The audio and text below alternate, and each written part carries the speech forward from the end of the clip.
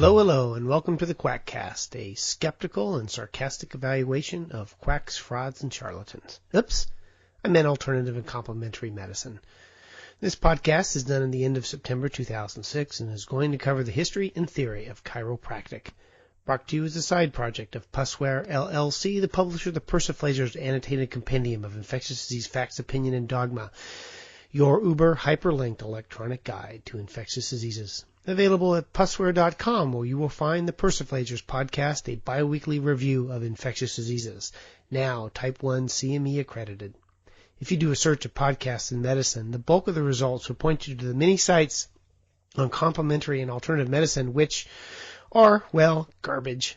There is always the excellent quackwatch.com, which is the source of all things quackery, and there are a few skeptical sites such as the Skeptic's Guide to the Universe and Skepticality being the best podcasts I have found. But there is a lack of podcasts that look specifically and skeptically at alternative medicine. And this is a shame, for, to judge from the medical school in my neck of the woods, critical thinking and alternative medicine do not seem to go together. So you are in luck. I am an infectious disease doctor with a long interest in things skeptical, and I have been doing a podcast for over a year now on infectious diseases. I decided to branch out my podcasting into the other area of life and medicine that interests me, and have embarked upon what will be a series of short podcasts covering various aspects of alternative medicine. As Baruch Spinoza said, quote, "I have made a ceaseless effort not to ridicule, nor to bewail, nor to scorn human actions, but to understand them," end quote. While I like to understand them, this obviously doesn't apply to me. Ridicule and scorn are two of my favorite approaches to alternative medicine.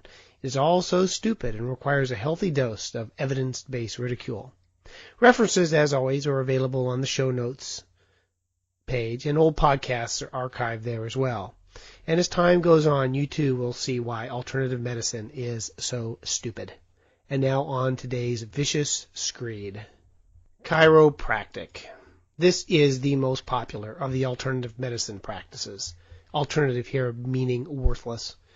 In the ever-misquoted New England Journal of Medicine article, dissected in the last podcast, about 10% of Americans participate in chiropractic, 70% of them doing it with a chiropractor, chiropractic that is, and 30% doing it alone. Again, I'm talking about chiropractic. But it is the most popular of the alternative medicine practices. Dr. Stephen Novell of the Skeptic's Guide to the Universe podcast fame refers to chiropractic as the flagship of the alternative medicine fleet. And with 17 chiropractic colleges and over 70,000 practitioners in the United States, it can't be BS, can it? They are doctors, after all. Well, doctors of chiropractic, so not real doctors, says the arrogant physician. But what is chiropractic? As usual, this first podcast will cover the topic of chiropractic from the basis of its history and theory, and any scientific support of its biologic plausibility. As usual, for those who get anxious when confronted with uncertainty, the history is stupid, the theory retarded, and the scientific support zip. Oops, there I go again with another ad hominem attack. But for extra added amusement, we will finish the story with the AMA chiropractic legal tip of the last century, which shut down the AMA and its ability to be on the forefront of the scientific analysis of alternative medicine. Also, for your interest, I am not, nor ever have been, a member of the AMA. I am perfectly capable of being a closed-minded physician on my own. Thank you very much. So what is the origin of chiropractic? A radioactive spider? Murdered parents after the movie Zorro? No. Let's go back to the 1890s and meet David Daniel Palmer. He was just this guy, looking for meaning in life, working in a variety of jobs. He was a beekeeper, a store owner, and a teacher, to name a few. And he had an interest in the medicine of his day, and for a while he became a magnetic healer. He was also a very modest man, and he decided that he would discover, quote, the cause of all disease, unquote. It was very popular at that time to presume that all diseases was due to one unifying purpose, so this isn't that off the wall, but one has to admire the megalomania of a man who will decide he will discover the cause of all disease. By the way, as an infectious disease doctor, I will note that the cause of all disease is infectious. But in his pursuit to find the cause of all medicine, he set up a lab, a la Thomas Edison, and worked day and night mastering the scientific and medical theories of the day, and the result was chiropractic. Really? Now, here is how he discovered chiropractic. And here I quote the man himself. Pretend you are Ken Burns and you are doing panning shots from sepia photo to sepia photo, as I quote the founder of chiropractic. I begin. Harvey Lilliard, a janitor in the Ryan block where I had my office, had been so deaf for 17 years that he could not hear the racket of a wagon on the street or the ticking of a watch. I made inquiry as to the cause of his deafness and was informed that when he was exerting himself in a cramped, stooping position, he felt something give way in his back and immediately became deaf. An examination showed a vertebra racked from its normal position. I reasoned that if the vertebra was replaced, the man's hearing could be restored. That's an interesting kind of reason, I inject parenthetically. With this object in view, a half-hour's talk persuaded Mr. Lilliard to allow me to replace it. I racked it into position by using the spinous process as a lever, and soon the man could hear as before. There was nothing, quote, crude, unquote, about this adjustment.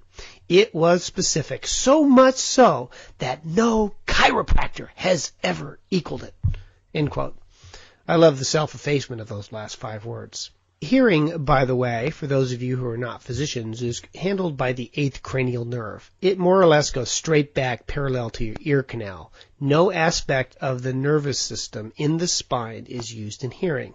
So, his discovery, if indeed it happened, and we have no corroborating evidence that the story is true, makes zero anatomical sense.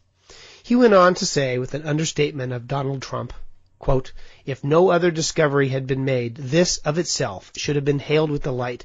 It was the key which has ultimately unlocked the secrets of functional metabolism.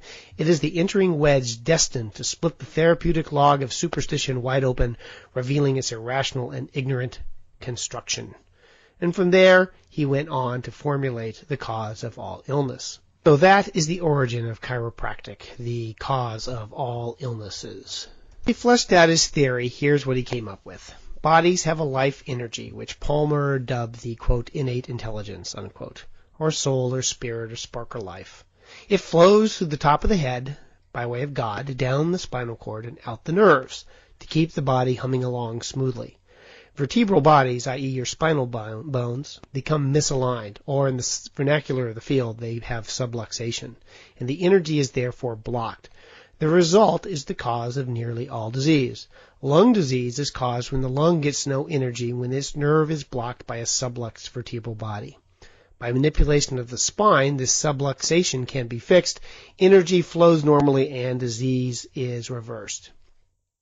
Here's where I am very envious, since your spine is always getting out of alignment for any of number of reasons, injury, toxins, moods. One chiropractor, when asked who needs manipulation, responded, quote, anyone with a spine, unquote. I guess John Kerry doesn't need chiropractic. But as a result, you need frequent manipulations to maintain spinal health and prevent disease. This is a cash cow of which all MDs should be envious. But we know after reading the theory that it is not true. For we learned in acupuncture that it is ki, not innate intelligence, that flows not in nerves but meridians, and that it is blocked meridians, not blocked nerves, that cause disease, right? Or maybe it is both, as some chiropractors do use acupuncture, 2 mutually exclusive systems of disease. You know you're an adult when you can have 2 contradictory ideas in your head at the same time. You know, I sometimes think we have so many different energies in our bodies. We have the innate energy, ki, auras, and such. I think it is a wonder that we do not explode. Perhaps, now that I think about it, I have found the reason of spontaneous human combustion. The simultaneous obstruction of all these alternative energies. It makes cold fusion look like a joke. No, wait, cold fusion is a joke. But this is the number one of these mini energy theories. D.D. Palmer went on to flesh this out in detail, as did his son and other disciples, founding school and spreading the word about chiropractic theory and practice, which has evolved over time. Chiropractic has a great deal of variability in its practice.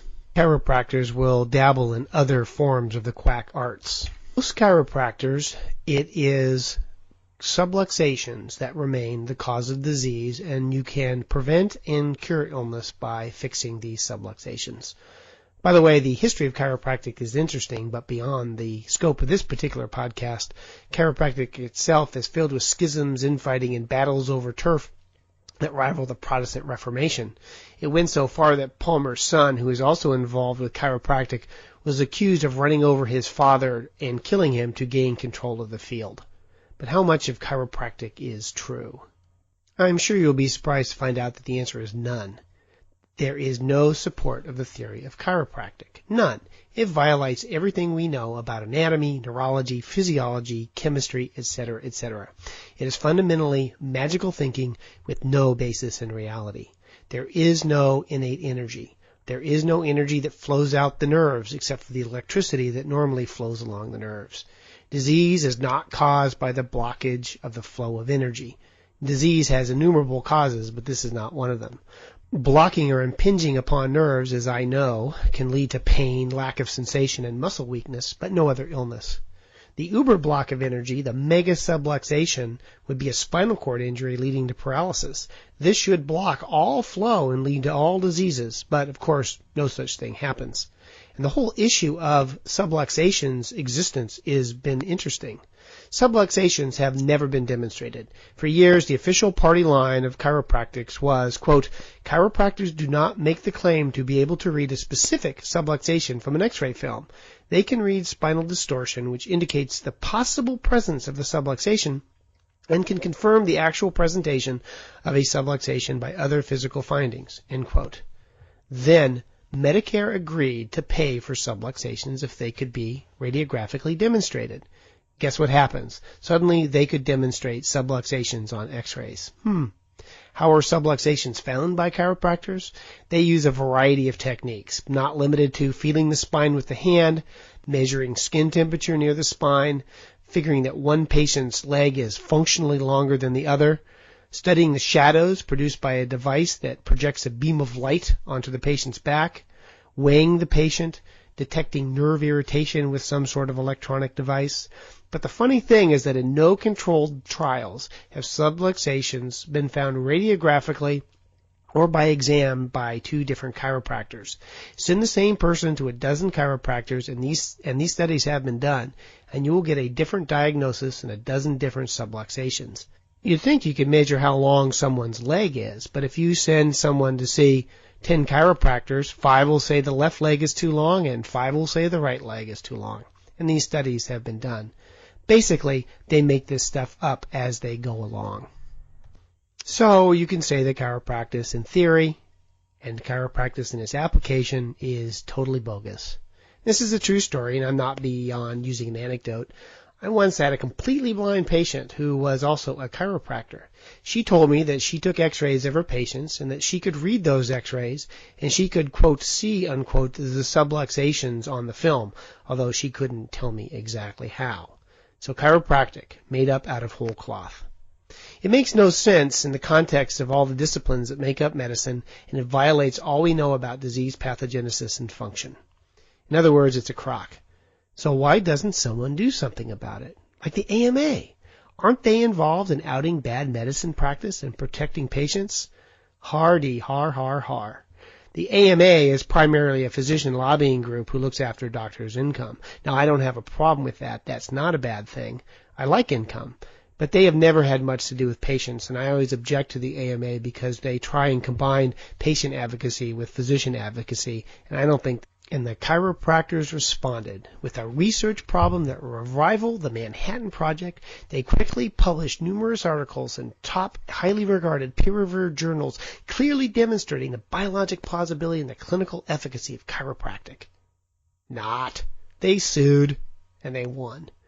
The American Medical Association, and it's entertaining to read the judge's decision, were found guilty of having conspired to destroy the profession of chiropractic in the United States.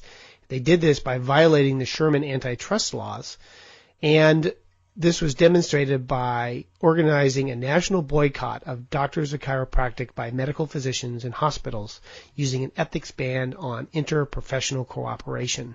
The AMA lost this appeal to the Supreme Court, and now it has softened its statement to allow members of the AMA to collaborate with doctors of chiropractic. Gag, gag. Not that the AMA has any control over what I do. Of note, the judge did not rule on the validity or efficacy of chiropractic, just that the AMA acted like a bunch of sleazeballs. And from the reading of the judge's decision, I'd say they were pretty slimy. But the AMA, I think rightly so, they did act with an openness and honesty reminiscent of preparing for a war in, Iraq, and they have softened their stance on chiropractors and are usually now nowhere to be seen in the evaluation of any kind of quack or fraud or charlatan. I wonder why you don't hear about the AMA and why they do more to protect people from quackery. You know why. They don't want to get sued again. So that's it. Next time, chiropractic practice, what they do, clinical trials, does chiropractic work, the fact that it is an irrational pseudoscience, the complications of chiropractic, and some amusing odds and ends. Boy, time flies when you're having fun. That brings us to the end of this Quackcast, an occasional review and rant on alternative medicine, brought to you as a side project of Pussware.com, where you will find the Persiflagers podcast, a bi-weekly review of infectious diseases, where you can even get free type 1 CME. This is copyright 2006 under the Creative Commons. References are on the show notes and can be linked from www.quackcast.com, and old podcasts are archived there as well. Send your hate mail, spam, and questions to knowitall@quackcast.com. Feedback would be great, both positive and negative. I wouldn't mind being accused of a tool of the medical industrial complex if you see fit. I've had one reviewer who's giving me 1 star out of 5, and I have no idea why, and another person who was kind enough to give me 5 out of 5. Thank you, Snidely Whiplash. The music is by my son when he was 12, improvising on the guitar.